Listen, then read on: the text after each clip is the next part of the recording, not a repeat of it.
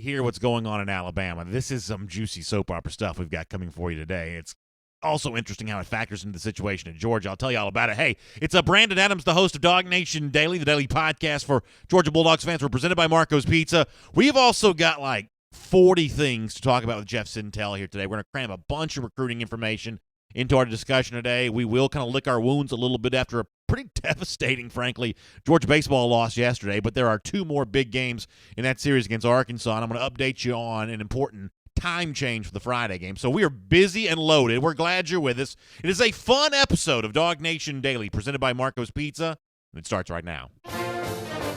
From DawgNation.com, this is DawgNation Daily, the daily podcast for Georgia Bulldogs fans, presented by Marco's Pizza. Here's your host, Brandon Adams. I am in such a good mood today because I like drama, especially when it doesn't involve my favorite team, and I especially like drama when it involves the team that Georgia sort of has standing in its way to sort of accomplish what the Dogs came so close to a year ago, which is winning the national championship. Obviously, I'm referring to the Alabama Crimson Tide, and if I do say so, in my humble opinion here, there is a mess brewing in Alabama, and I think thus far, Georgia seemingly has done a pretty good job of avoiding it. Now, I insert the word seemingly here because critics of the Dogs will say, well, you just wait. It may be getting messy between Tua and Jalen Hurts right now, but it'll be messy with Justin Fields and Jake Fromm eventually. These two quarterbacks can't coincide on the same roster at the same time, and that may eventually be true, but the problems are already starting for Alabama, and so for now we're just going to enjoy the turmoil there, and we're going to assume that what folks have said thus far about Georgia, they're going to be true to their word, and Georgia will remain a competition, whereas at Alabama, it appears to be veering in the direction of controversy. Let me set up this conversation this way. This week, Kirby Smart was on the Paul Feinbaum show. He was at the Regions Tradition, the PGA Tour Senior event, Champions Tour event that takes place in suburban Birmingham. And on the interview, the subject of his relationship with Nick Saban comes up. And Kirby actually reveals an interesting tidbit of something that he and Nick Saban have talked about already a bit this offseason. And as you might imagine, for the two programs, it involves the quarterbacks. Here is Kirby on the Feinbaum show. What is the relationship like now? It's great. We played in the Chick-fil-A Classic a couple weeks ago. He and my partner and then Mark Ingram and him played and got to catch up. He currently has a golf course and a home up where my parents live, so I get to see him over the summer. He's been really great. He was really good at the draft. We got to share some ideas really on his quarterback situation and ours, some similarities. Did you tell him which one to pick? Oh, no. I'm talking about more about our situation. Well, I'm sure he'll tell you which one to pick. No question. He had some good pointers. I'll keep those between his. We would really like to know what he share said. All that. Because always looking for good advice, especially dealing with the quarterback situation. And, of course, the media will tell you that these two situations are seemingly similar. Georgia's got Jake Fromm versus Justin Fields battling out to see who's best. Alabama's got Jalen Hurts battling out with Tua Tagovailoa to also see who's best. But what you would almost have to wonder about here right now, at least based on what we've learned in the last 24 hours, who is Nick Saban to be giving anybody advice about how to handle a quarterback situation? Because it appears to me that Nick Saban may be handling his quarterback situation about as badly as it could be handled. Let me give you the kind of growing controversy here and the rising drama in Tuscaloosa. Let's start in April. Do you remember way back then when Averian Hurts, the father of Jalen Hurts, spoke to Matt Hayes, the writer for the Bleacher Report, about how he viewed things from Jalen Hurts' perspective? Remember, Hurts had been the starter, was taken out of the game in the national championship, and now apparently there's some hurt feelings, no pun intended, in the Hurts camp. Here's what Averian Hurts, the father, the dad of Jalen Hurts, told Matt Hayes. My job is to do what's best for Jalen. And make no mistake, Jalen is a quarterback, and he wants to play quarterback. He loves Alabama, loves Coach Saban, and everything about that plays. But he wants to play, and he will play, Hurts says emphatically. And if he doesn't, Matt Hayes asks him, Averian Hurts goes on to say, well, he'd be the biggest free agent in college football history. That's Averian Hurts, the father of Jalen Hurts, back in April, kind of planting a flag for his own son's perspective of, play me or trade me. Put me in the game, make me the starting quarterback, or I'm going to go be the biggest free agent in college football history. Now, I don't think that's exactly the status that Hurts would truly have, but I understand a dad's going to defend his son here, and a dad's going to stick up for his son. And clearly on the side of the Jalen Hurts camp, they think he ought to be playing. Well, guess what? Tua Tagovailoa's camp, they think the same thing, and the language coming from Tua, frankly, is just as strong, seemingly, as it is coming from Jalen Hurts' dad. Here is what Tua apparently said this week. It was reported this week. I'm assuming the speech came from this week. He's talking to a bunch of middle schoolers back in his home state of Hawaii, and he's sort of telling one of these, hey, coming-of-age tales of how he overcame adversity and how he, toughed it out and did tough things. But in the midst of this speech, he says something that's going to get some attention. Way over in Hawaii is where he speaks it, but over here in SEC country, we noticed it. Tua Tagovailoa says, even throughout my football season, I wasn't the starter. I wanted to leave the school. So I told myself if I didn't play in the last game, which was the national championship game, I would transfer out. If I gave in, I don't think I would have seen the end blessing of where I am now. Well, end blessings aside, and as reported by Hawaii News Now, what Tua Tagovailoa says there is, if I didn't play in the national championship game, I was going to bolt, which ironically confirms a statement from Lane Kiffin, who had talked about this a month or two ago. At the time, it seemed like Kiffin may just be trying to stir up trouble, but as it turns out, Kiffin knew what he was talking about. Tua Tagovailoa backs it up, which lets you know that Tua's been saying this to more than just some middle school kids out in Hawaii. He really was leaving if he didn't win the national championship game or play in the national championship game. And you have to wonder if him saying that now is a way of putting a bug in Saban's ear, or kind of a notice in Saban's mind of what will happen if he somehow chooses Jalen Hurts, even at the beginning of the season, to be the Alabama quarterback for 2018. Rising drama in Tuscaloosa. But adding to this as well, as a couple of reporters have noted,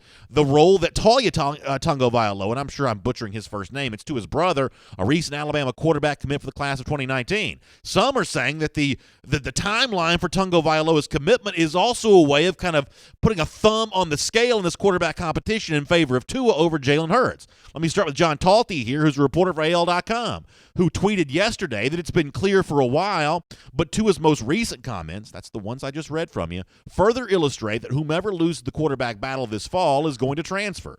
The smart move that Tagovailoa's made was having Taulia commit, because now it's, listen to this phrase here, it's 2 versus 1. In other words, saying that the Tagovailoa commitment is an attempt at manipulating Nick Saban to choosing Tua over Jalen Hurts, because you get both quarterbacks if you go with Tua right now. It almost makes you feel sorry for Jalen Hurts just a little bit. Well, our colleague and buddy Chris Kirscher from SEC Country responds to that John Talty tweet by adding his own opinion and information.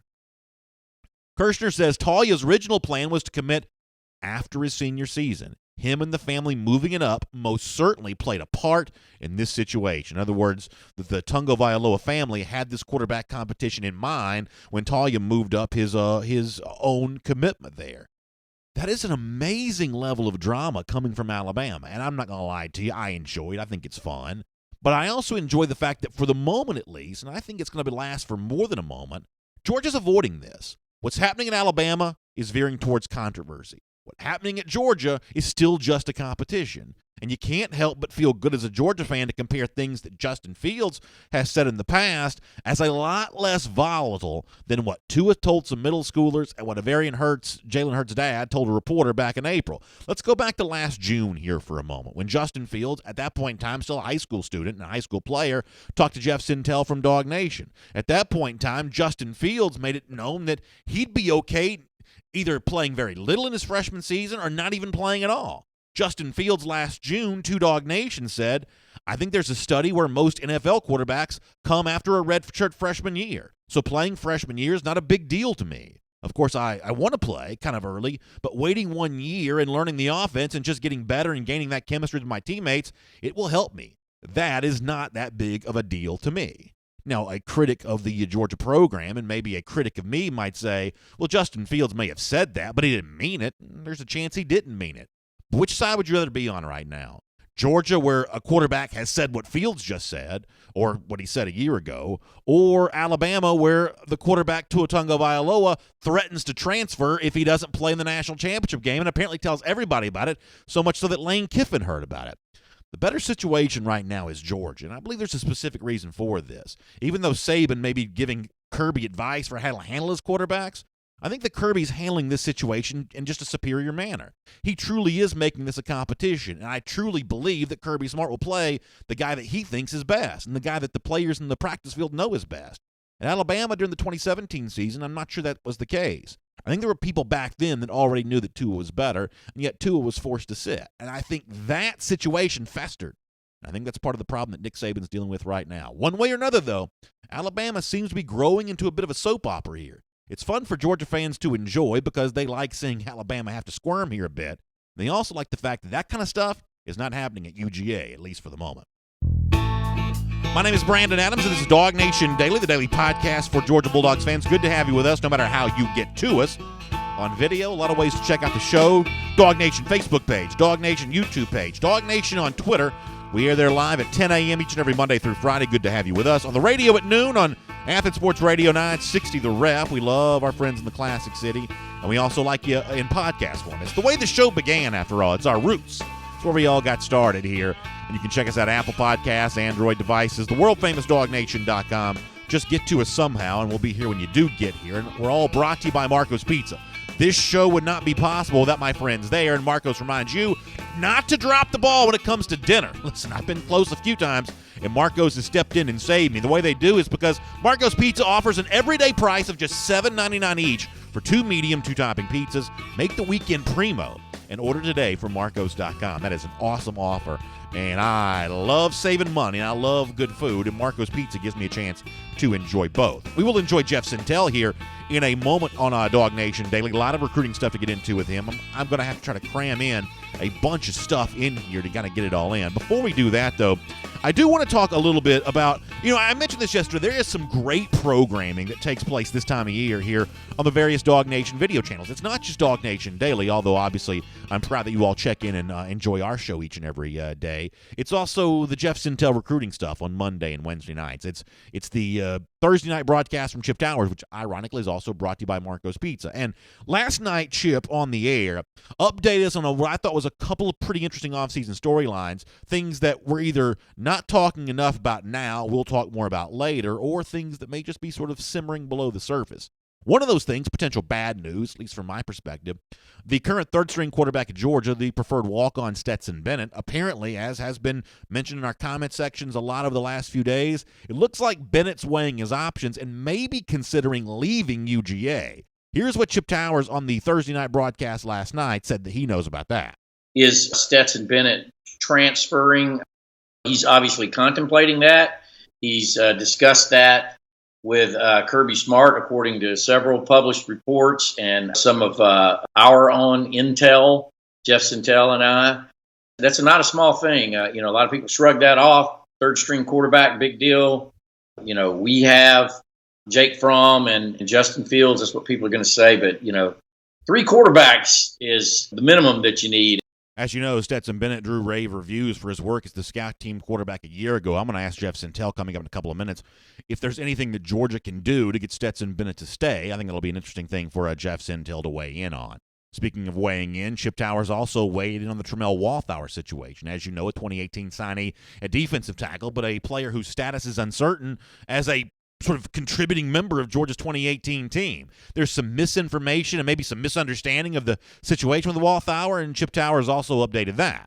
The bottom line is Walthour can't gray shirt, okay? That terminology has been misused from the outset on this whole thing. I've been guilty of it. I parroted, what some other reports were early on using the term gray shirt. You can't gray shirt once you've signed a letter of intent.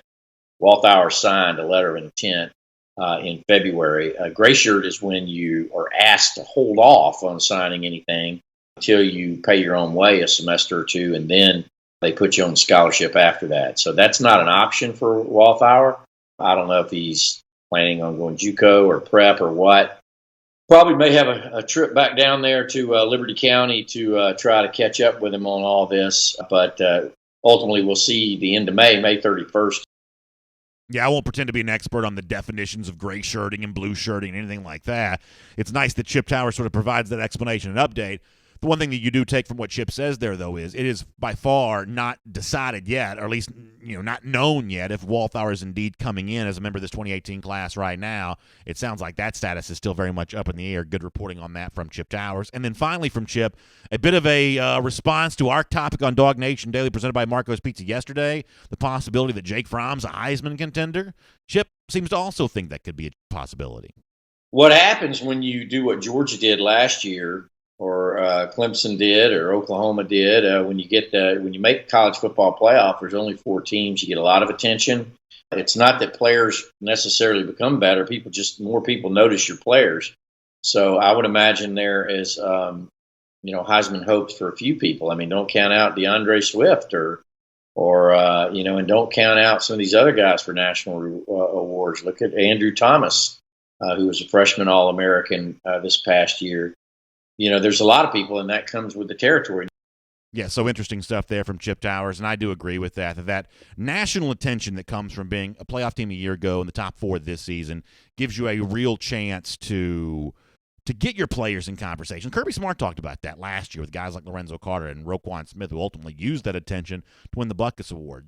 That attention that comes your way just gives you a bit of more of a springboard towards those national awards. It was good stuff from Chip Towers last night on his Thursday night broadcast. You can check that out every Thursday night on the DawgNation video channels, and it's also brought to you by Marco's Pizza. All right, I was going to do a little UJ baseball talk right here, and I was going to do our Kroger Click List checklist. Let's do that later on in the show instead, because I don't want to change that. Instead, let's get ready to shift gears here now and cram a whole bunch of UJ recruiting talk into as much time as we can here. We are about to pepper Jeff with a bunch of questions. Hope you enjoy it. We're glad you're with us as DawgNation Daily, presented by Marco's Pizza, rolls on right now. From Athens and across the SEC or wherever the recruiting trail may lead, here's a DawgNation.com insider. I love when our voice guy says wherever the recruiting trail may lead, because nobody, beats it up and down the path more than Jeff Sintel, who has been in the Sunshine State for, I reckon, about the last 3 or 4 days here. He hung out with Derrick Rambo Hunter. We'll talk about that. He was in IMG Academy in Bradenton last night for the spring game, and no doubt there is some juicy stuff coming out of that conversation with a lot of these big-time recruits. Jeff, I got a lot to do, but I guess I will say at least good morning to you, and I hope that you enjoyed your time at IMG last night. Hey, man, doing well. Yeah, it was an interesting trip. I got to see a unique spring game format where somehow the defense gives up 50 points and they still beat the offense. And I think it's some relic of the Butch Jones era. I'm not sure if they got champions of the spring game life trophy after the game or not, but it was interesting, to say the least. Yeah, there's no doubt about that. You had some good stuff with Nolan Smith on that subject, and I'm sure that one of the things you'll be writing about over the course of the next few days is, what Trey Sanders had to say while you're down there. That's obviously a running back that's been, something of a priority for Georgia. But you did, and don't think I didn't notice this, you dropped into a Intel this week at DawgNation.com, and you also mentioned this, I believe it's on your Wednesday night Facebook Live broadcast, that all of a sudden, Georgia and John Emery seem to be sort of moving back into the same orbit once again. Georgia coaches visiting him for his spring game. He's obviously an elite running back from Louisiana. Is Georgia fighting a battle on 2 fronts here with both Sanders and Emery? Does the emergence of Emery mean less emphasis on Trey Sanders? How about these 2 big-time 2019 running backs and what Georgia's maybe trying to do with both right now? Okay, Brandon, I'm going to, since you started off like that and you don't want any pleasantries on a Friday, I'm going to see if I can link together as many successive statements as I can, which will cause you to blow your mind, Yosemite Sam style, smoke coming out of your ears. Number one, about the Owen Papo question, Nolan Smith told me, toss-up. Number 2, John Emery, Trey Sanders, and Noah Cain are all still being very heavily recruited by Georgia's Dale McGee.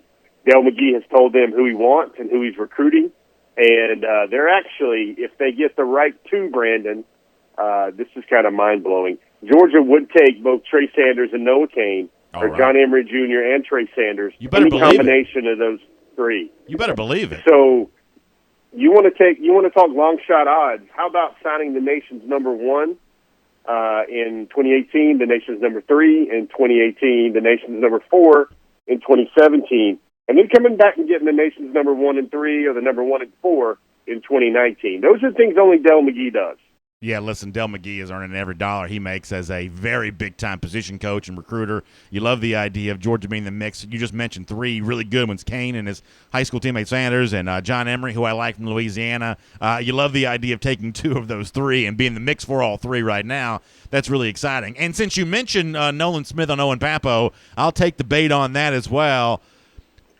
And look, maybe I've got my facts slightly wrong on this. You can tell me, but why isn't Nolan Smith more instrumental in the Papo recruitment? It seems like when we hear Nolan talk out loud, he's talking about Andrew Booth or others.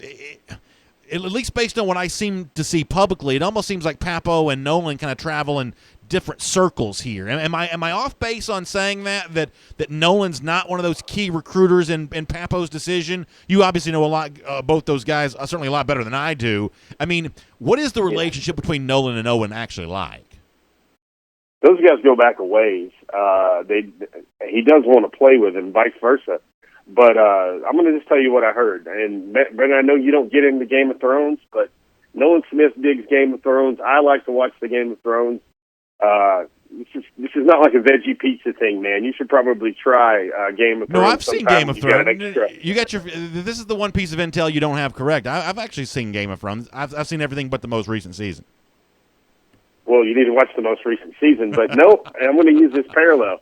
Nolan compared Owen Papo's decision to the Game of Thrones, and he says, man, when he just committed publicly to Auburn, we're just getting started. The ball just got teed off. He said, this is like the season 2 of Game of Thrones. Yeah. We got so much stuff to go. The young wolf's still alive. He says, we're just getting started with Owen Papo. And Nolan kind of told me something very interesting. I know this is really forward-thinking. But he said, I think you know, Brent, I think I've told you this, that a lot of the 2019 guys have this humongous group chat. Yeah. It was sort of like the Savage 17 group chat before, except this probably includes like 45, 50 players and some selected adults as well. Well, those guys are basically planning. You know, Derek Rambo said he would be there. Derek Rambo Hunter said he would be there already. Nolan would be there already. They're already talking about taking their official visits to Georgia together. And when you look down the road to the Georgia season, there are going to be some marquee home games this year. There's going to be Tennessee. There's going to be Auburn. There's going to be even Georgia Tech at the end of things. A lot of those recruits are already establishing the fact that they want to take the official visit to Georgia together in very late November, be it the Auburn game in mid-November or the Georgia Tech game later that month. Yeah, that's really interesting, Jeff. That's a pretty nice thing to sort of think ahead to. Let me go away from the 2019 class just for a moment. Let's play armchair GM for a moment, if you don't mind.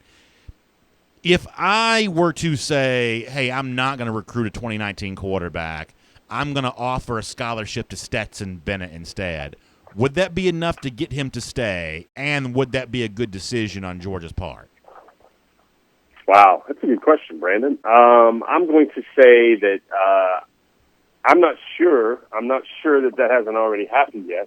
But I'm also going to say that, Stetson, it's almost different because I think the Stetson situation, Brandon, I want you to think about this for a second. He did so well scout team-wise work against one of the nation's top defenses. It was the number one defense in the country for quite some time. And yes, maybe it's scout team where the offense knows what the defense is running and how to attack it. But that's also Stetson Bennett with a lot of guys that were Georgia's 4th and 5th team options at receiver, not the marquee guys. And Stetson fared and held up very well against that all season. You've heard that from all the former players. Well, that sort of thing just kind of buries his seed in the young man that he can do it, and he can do it at a high level on the college atmosphere. And it's almost a situation where he knows he's a player. He wants to play. You hear that old adage a lot, players want to play. Yeah. And I think maybe the chance for him to do that might be somewhere else. And everybody knows the handwriting on the wall with Jake Fromm and Justin Fields. I thought it was very curious, and I walked away. One of my big takeaways of many from G-Day is because Stetson Bennett didn't get more of a shot to show the fans and to show the crowd exactly what he could do. Yeah. That, to me, that kind of translated to me as I don't think Stetson Bennett is ever going to have a shot at Georgia because I think if he wouldn't have gotten on the field, he would, and for an extended session, that he would have fared very well. especially in a one-game format. I know there's a lot of up and down opinions out there about Stetson Bennett. For me, he's about 6 feet. He's about 185 pounds. I don't know if a young man like that can hold up in the rigors of the SEC for a long time, just because he doesn't have that big suit of armor necessary to take the pounding and to play after he's gotten shelled a couple of times in the second and third quarter and be back and be ready to go for the fourth quarter.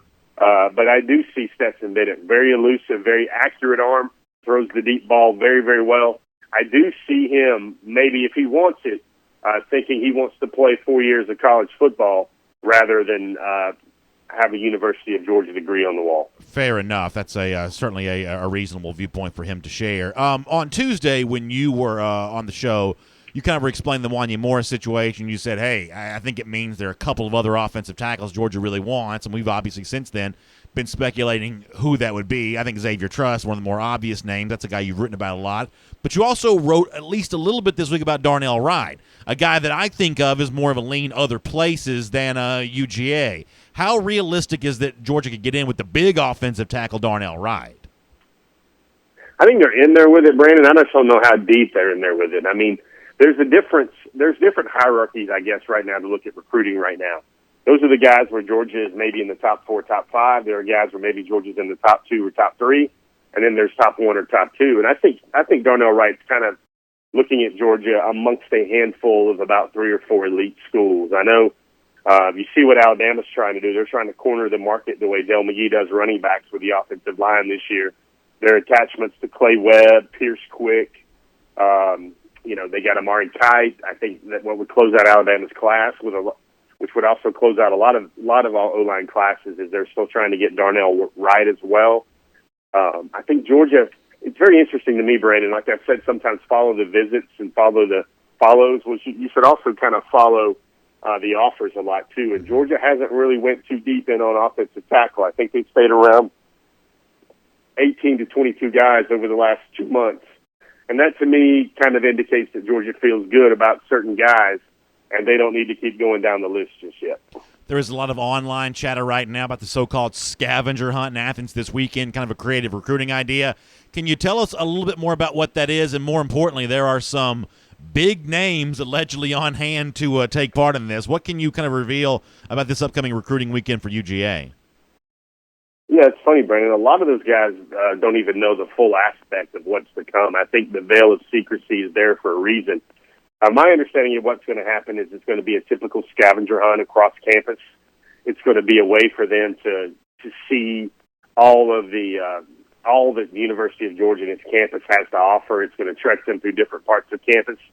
So the prospective student athletes will walk away from that trip feeling like that Georgia is a full campus. There's lots of academic resources. There's lots of, cool things to see. It's just a way for those recruits to see more than the football field, the weight room, the football facility, and the locker room where they try on all their jerseys. And the thought here is we're talking about really big names, right? I mean, you look at the forum at forum.DawgNation.com. They're buzzing with some of who these names are. It seems like there's a pretty extensive A-list type list growing, right? Yeah, Brandon, I would say that the real true guys Georgia wants to get in on or are already on will be there. And I would also look for a lot of those names to pop out that would be some very passionate stakeholder commitments for Georgia that are already in the fold. So they want to mix guys that are already highly committed to Georgia with a lot of guys that are taking a good long look at it. Speaking of visits, when you wrote about Derrick Hunter the other day, and that's obviously quickly becoming one of the more interesting recruits for the 2019 cycle, regardless of which school you cover here, but there was a word that you used to describe his visit to Georgia for G-Day that was at least a little bit concerning to me as a Georgia fan. You called it rushed, and the reason why rushed bothers me a little bit here in the context of Hunter, this is the only visit he's taken to Georgia, and if we're going to follow the visits mantra in terms of how things are progressing, where a guy's going. I know that Hunter's a bit of an unpredictable, unorthodox recruit in a lot of ways, but I guess it does give me a little bit of concern that he's taken multiple visits to places like Florida. Forget even what he said about Alabama here recently, but it's the multiple visits to Florida compared to just a, quote, rushed visit to UGA that somewhat truncated visit schedule to UGA, does that give you any kind of pause here if you're a Georgia fan about how deep that relationship can truly be if he wasn't able to sort of take a deep breath and enjoy the Athens campus too much?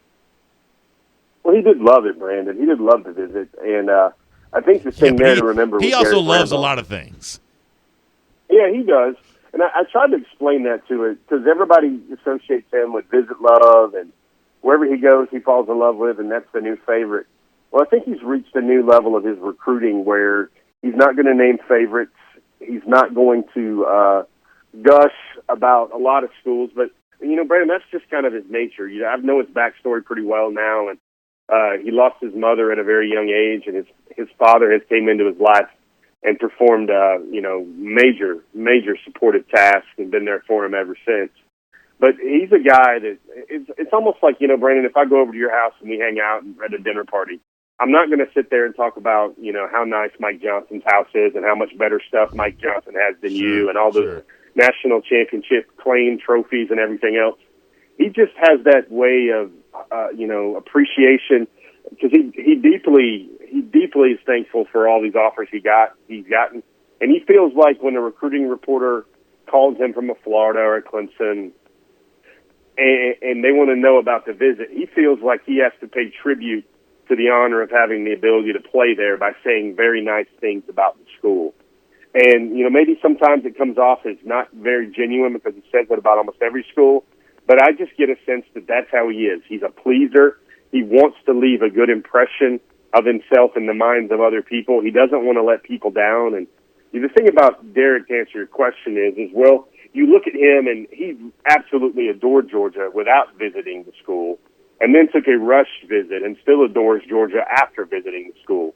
He speaks in no uncertain terms about how hard Nolan Smith recruits him and how much he would want to play with Nolan Smith at the next level.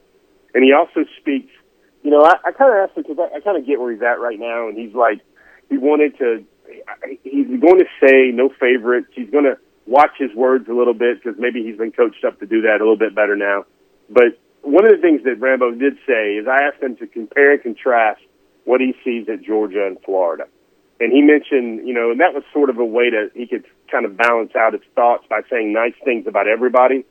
And he said that Florida, for some reason, he thinks that Florida has an academic edge over the University of Georgia. So, Florida's a great school, but I'm sure that's something that the recruiters on staff at Georgia will try to make sure that he sees a lot of the stats and he sees a lot of the facts and figures. I think Rambo wants to go into business or even communications, but probably part of that rushed visit is that maybe Georgia's academic muscle didn't get flexed in front of Hunter's eyes for him to absorb while he was there. And but then when he talks about the University of Georgia, he mentioned two things. He mentioned facilities and his relationship with the coaches, not just a position coach, but his relationship with all the coaches, what they've accomplished, and how they've developed their players.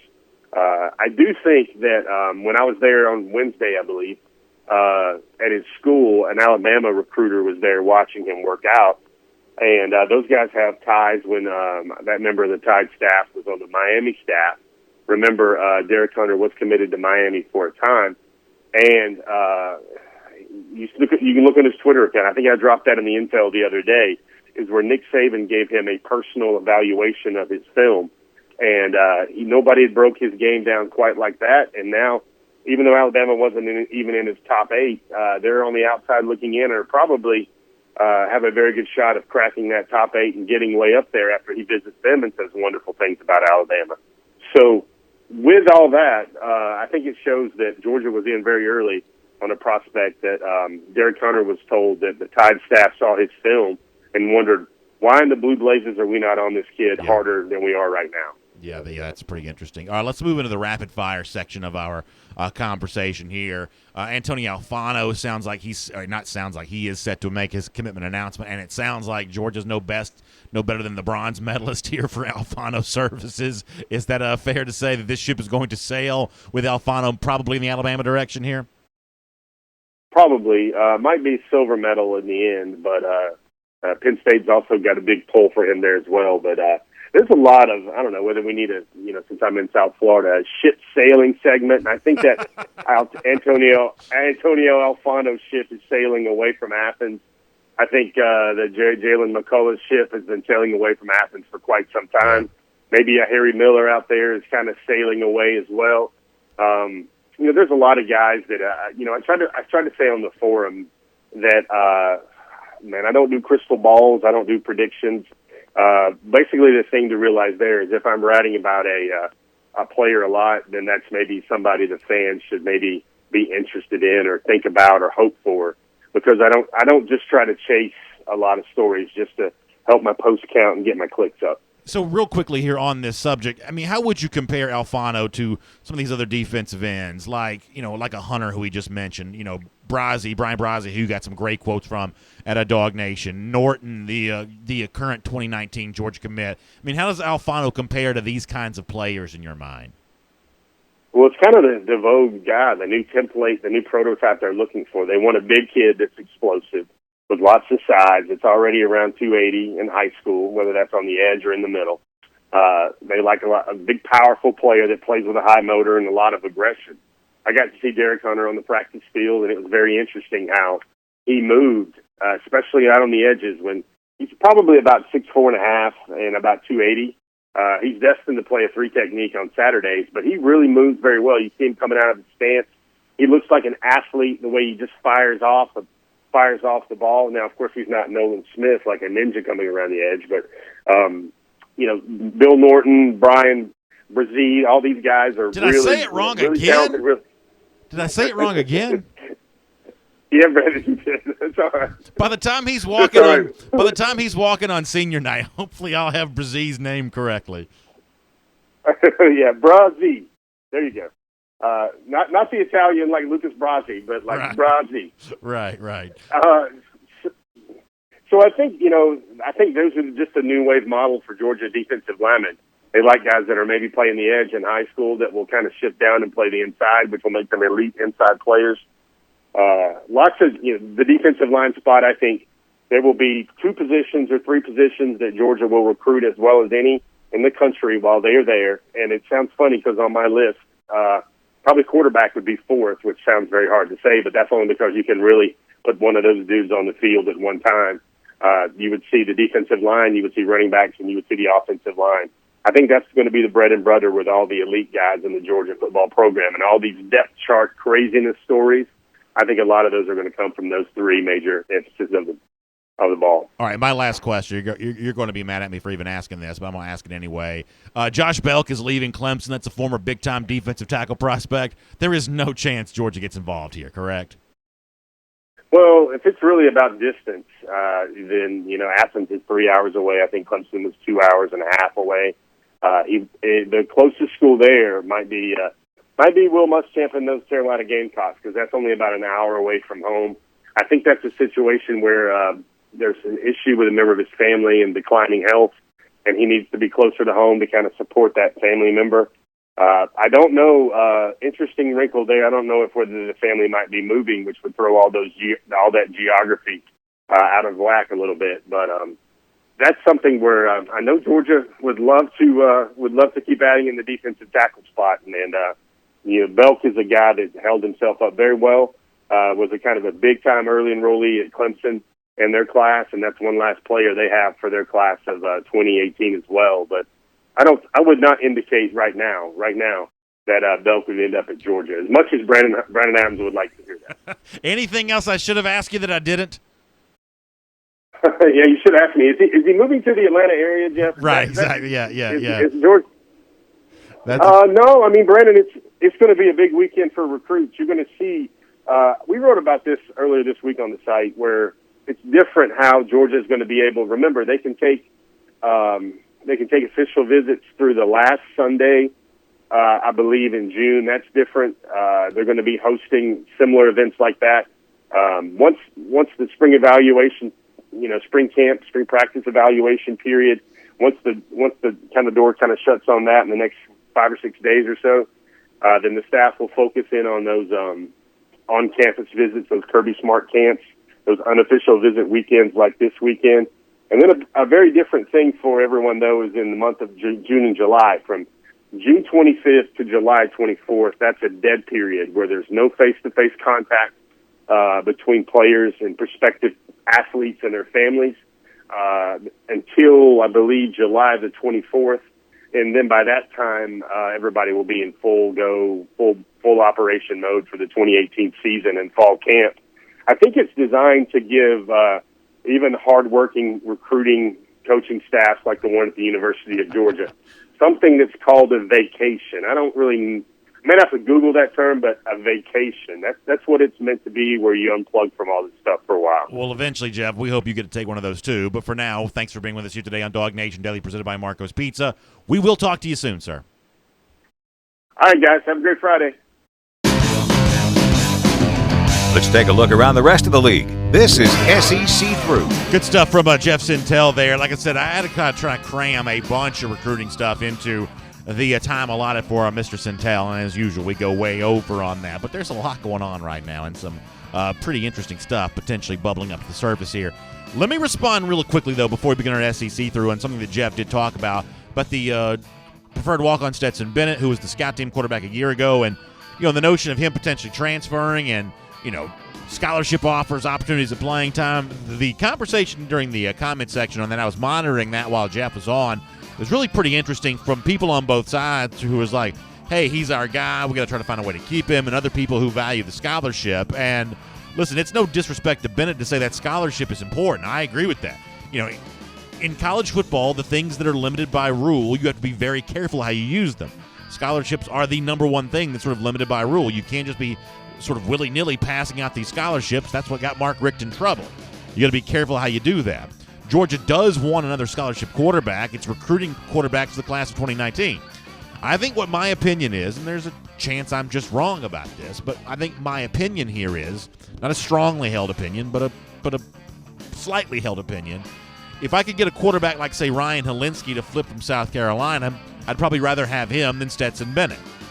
But if I can't get him, and it's just some random 3-star guy, then I guess I'd probably rather have the preferred walk-on who has already been seen performing well at Georgia practice. Because whatever Bennett faced at Georgia practice is a whole heck of a lot tougher than what any of these other kids have faced at a high school or all-star season or 7-on-7 or anything else. So if I can shoot the moon for a Helinski, which for the 2019 class is about as good as it gets for right now, then that's what I'd rather do. If it's just some 3-star guy out of a box, then I guess at that point in time I'd probably rather have Stetson Bennett, but certainly your mileage may vary. All right, SEC Through here now. Let's go to a Bet Online, which this week has published its over-under totals for all of college football. We may at some point in time get into some of the national stuff on this, but for the most part you care about the SEC stuff, and in particular you care about the Georgia Bulldogs. How about the number? We'll show you the overall numbers here from Bet Online. How about Georgia at 10.5? That's a massive, massive total. This is only regular season wins, and you can either bet the over on this. Georgia gets 11 or more. The under, Georgia loses 10, I should say wins 10 or fewer.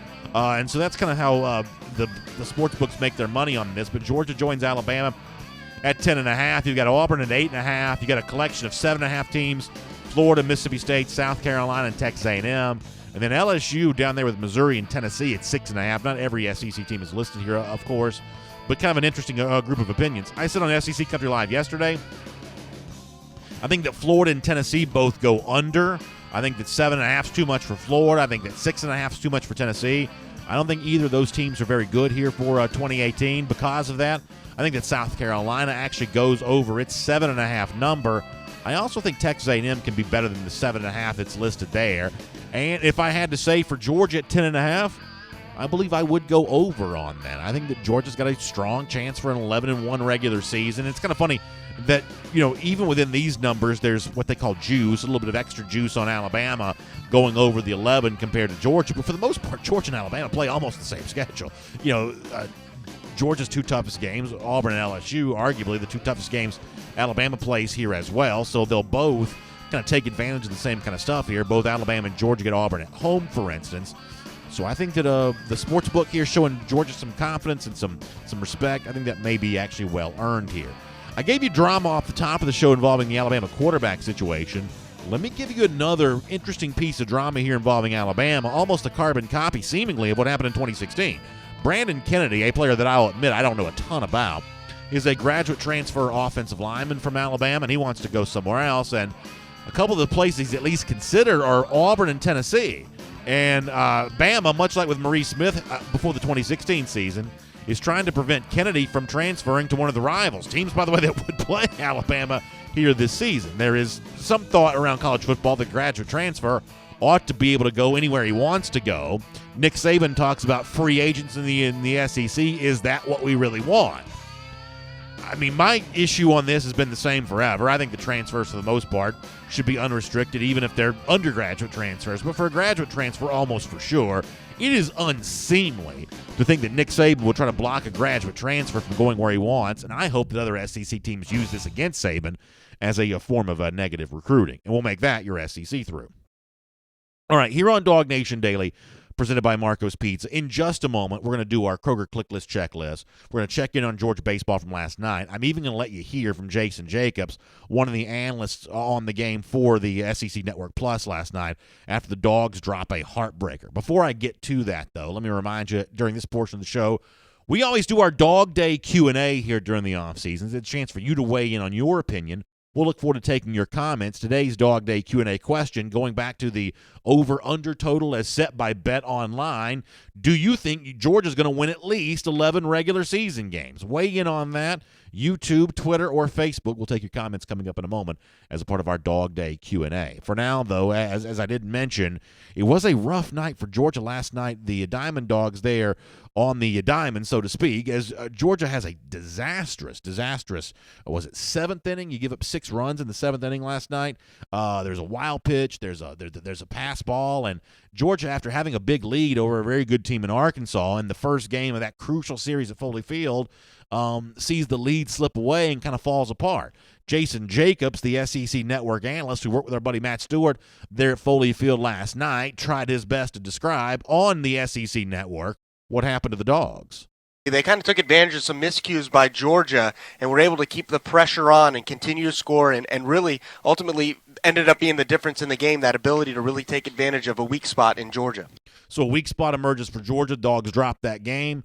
We'll play today and tomorrow. I'll give you an update on these times here in just a moment. But for the people who are not completely initiated into the story with the Diamond Dogs here, this is a huge series for Georgia. Georgia can get into, I think mathematically still alive if it wins both these next two, into the top 4 of the SEC tournament, which provides a bye, and into the top 8 of national seeds, which gives you a chance to host a regional and a super regional. So there's a lot to play for Georgia this weekend, and you just hate to give away a game I think a lot of Dog fans thought was probably going to be a win. Speaking of that, let's look at the schedule for this weekend for everything else going on with UGA Athletics as a part of our Kroger Click List checklist. Y'all know that I love the Kroger Click List, the most convenient way to buy groceries. And on the Kroger Click List checklist for today and this weekend, some busy stuff going on.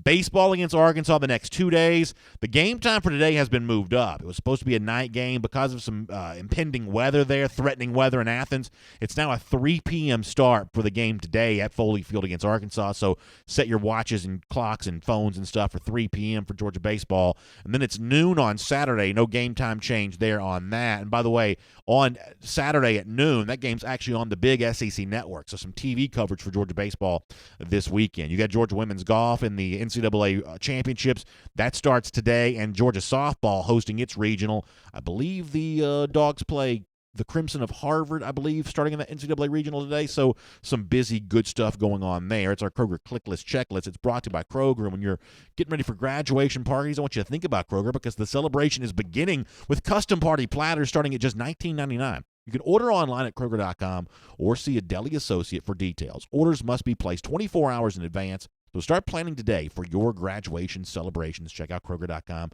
for a whole lot more. All right, let me dive into our comments here on the comment section, and it's good to have you with us. Billy Cloud says, where can we watch the Diamond Dogs baseball game?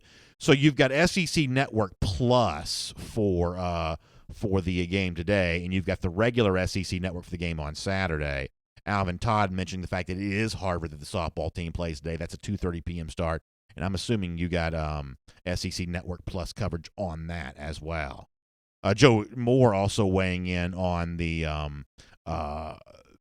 Carolina team that I just mentioned as a possible, over-under. I think they go over that total for this upcoming season. He says he's worried about that South Carolina game as a potential stumbling block to an 11-win season for Georgia. It's kind of interesting to note that the FPI data, also from ESPN, actually makes Missouri Georgia's third toughest game instead of South Carolina. It's LSU and Auburn, as you'd expect. Missouri, the third toughest game. We talked about the Missouri game a little earlier this week here on DawgNation Daily. On Facebook, Will Go Dog says, heck yeah, we're going to win 11 more games. We're going to go undefeated. I love Will checking in on that. Thanks so much. Appreciate that. Let me hop over here to YouTube here for a moment while I got just a little bit of time on these comments. Actually, I'm not going to be able to make this in time. So we're on video. We're going to keep our comment section going here. A little shorter on our Dog Day Q&A question for today. If you listen to the show on podcast form or on radio form, we do some comments on the video section every single day that you can weigh in on. And if you want to have your voice heard, you can always reach out to me at DawgNation Daily on Twitter. We'll give you a chance to do just that.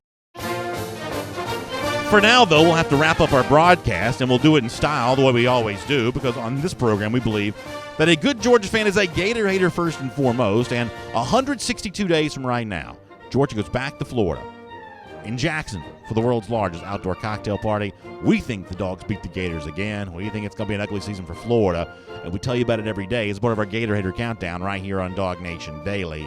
And I will also say this as we get ready to go. I didn't have time to mention this to Jeff Sintel today, but he had a pretty interesting tidbit. Some of y'all may have already known this, remember this in the past. I did not. That, right now Shiloh Sanders, Deion Sanders' son, is heavily considering Georgia here. Pretty impressive defensive back recruit for the 2019 class. Well, Jeff let us know that way back when Deion originally chose Florida State, became maybe the greatest defensive back of all time, his second choice was Vince Dooley in Georgia. I didn't know that. That's pretty interesting stuff from Jeff Sintel. We'll see you Monday, everybody. And here on video, we'll get a chance to weigh in on more stuff. I did not have the YouTube comment section pulled up a minute ago, so it was a little bit hard to bring that into the discussion. But we'll take some more of those comments right now. You can weigh in on our Dog Day Q&A. You can weigh in on a lot of different things here.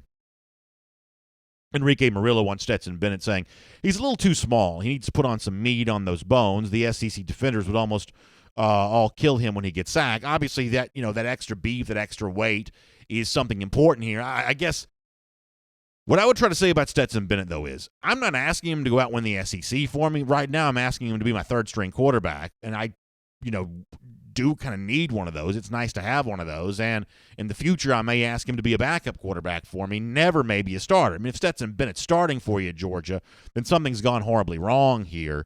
But as a potential gap bridge to maybe a more elite recruit for 2020 or a more elite recruit for 2021, could Bennett fill that role? Because remember, there are just not that many great quarterbacks, at least in terms of their recruiting evaluation, their scouting evaluation.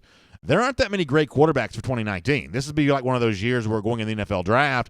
You need a quarterback, and there's just not one you want to draft near the first round. There is no true five-star in the entire country.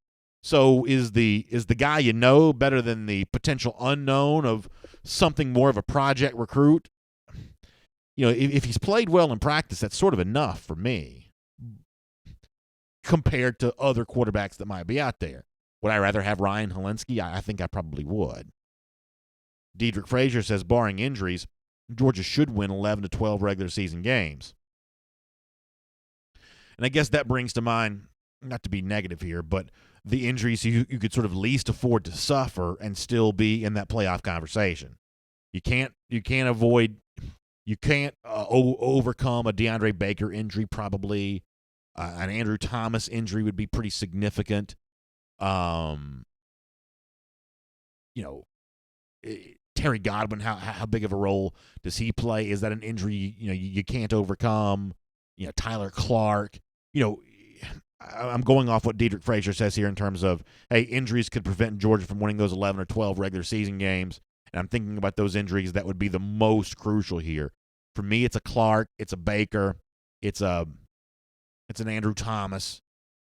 Who's on your list for that? You could weigh in on that too if you want to. Let me pop back over here to Facebook for a moment. Vernon Luzier says that Stetson Bennett really helped sharpening our defense last year. I think that's probably true. Nick Lurch says, great show, BA. Always enjoy it. Nick, I really appreciate that. Kathy Aquavia Green, great one. I should have mentioned this. Jonathan Ledbetter as a potential name that you can't afford an injury to. That's great. David Hamansky asks if I ever met Mike Slive. So I'll tell you a quick personal story about this.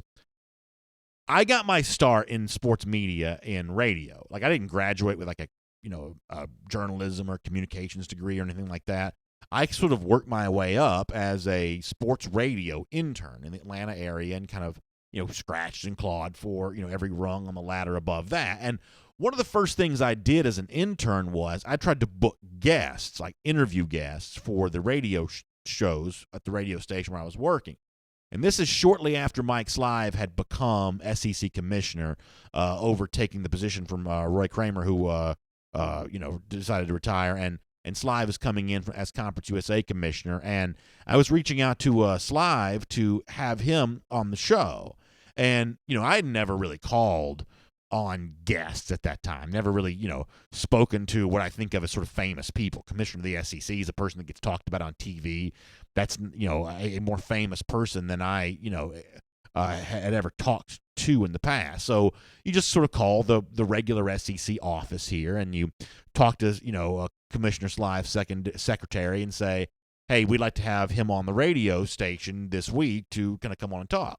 And so she says, all right, I'll give him the message. And this is one of those things when you leave a message for a secretary, you sort of assume that that's the end of that discussion, that the message is going to be just sort of floating out in outer space here at some point in time and nothing's ever going to happen. Well, this is before I got married. My now wife, then girlfriend, we were actually going to Stone Mountain Park. We were driving to Stone Mountain Park. I 100% remember this. And Mike Slive called me himself, not a secretary, not anything like that.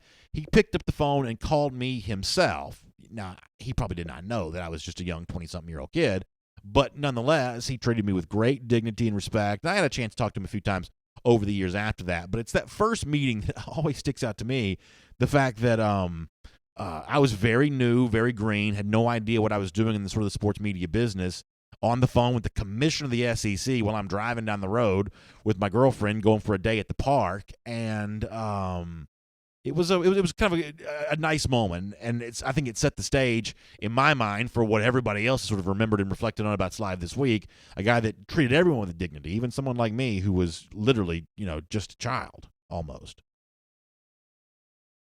Leonard Bailey, really kind words. Leonard, I really appreciate it. That's very nice of you. Thank you so much. Robert Cleary, thank you very much. I appreciate it as well. Thank you for the kind words. Terrence Eberhard, thank you for kind words too. Oliver Mbachik weighing in on the Georgia defense. Chris Branham and Nick Lurch also kind of weighing in on the subject of injuries, and I agree with what both these guys are saying. Let me read Chris first here. He says, we recruit depth to overcome injury. That being said, DeAndre Baker, Andrew Thomas, Monty Rice, that's also a kind of an interesting name, although you hope you have a little bit of depth there. Also, don't underestimate Julian Rochester. He clears the line for the linebackers to make plays. I agree with Chris on this. Nick Lurch says something similar. He says that depth is the only way to ensure against injury on any team. I think that's why Kirby and the better coaches get their teams as deep as possible. That's true. In the SEC, injuries really aren't an excuse for not performing well. Now, if you've got a superstar quarterback and that guy goes down, that obviously changes the nature of a season. But even that, to a certain extent, the assumption is, and I like this string of comments are sort of reflecting on that the best teams ought to be able to overcome injuries. Just look at Alabama last year. They had a number of injuries at one position group, linebacker. They were decimated with all those linebacker injuries, and yet they still found a way to overcome that. That is the expectation. It's almost like, you ever heard of a stress test? You go into the doctor to sort of find out, how your heart's working, and they do the stress test to see how your heart handles an elevated rhythm, and you find out how healthy you are. Well, the SEC is kind of the same way. Go back and look at, say, like Ole Miss in 2014. Ole Miss in 2014, when Laramie Tunsil's not suspended and when, Derrick Hunter's healthy and, everybody else is sort of fully healthy, the 22 Ole Miss starters back in 2014 were about as good as anybody had. But when the stress test occurs, when you do get a guy suspended, when you do get a couple guys injured, all of a sudden now you get mediocre backups. And you've seen the same thing for Tennessee. Go back to Tennessee and I guess what would have been 2016. Good starters, start taking those guys off the field, mediocre backups. And in the SEC, there is just some thought there's going to be a stress test at some point in time. You're going to have some attrition. How good are your backups? How good are your third-string guys? And ultimately, that's what determines who wins in the SEC and who makes the way to the college football playoff. I think that's a really interesting point. You guys are all really nice. I appreciate that. Mike Mazzell. Appreciate that. Marcus Simmons weighing in on what Kirby Smart's building right now. Some of y'all weighing in on the Gator Hater Countdown. Yeah, we did do the Gator Hater a little earlier. We forgot it we forgot it about 2 weeks ago. I got so busy at the end of the show. My problem is I'm always trying to cram too much in. We really only are given about an hour's broadcast window here. Just because of schedules for the other people that help work on the show, and so I'm always trying to cram as much as I can into our broadcast here. And the other day, we kind of ran out of time on doing the Gator Hater Countdown. That's only happened once. All right, we got to get ready to get out of here. I really appreciate all the kind words here. Really nice stuff. Maurice Carter, thank you so much. Will Puckett says, can't wait to see Tyler Clark. Yeah, boy, I think that I go back to what those Oklahoma reporters told a lot of people back during the Rose Bowl, that when they're talking about the defensive players from Georgia that had really hurt them, they mentioned Tyler Clark in the same sentence as Roquan Smith.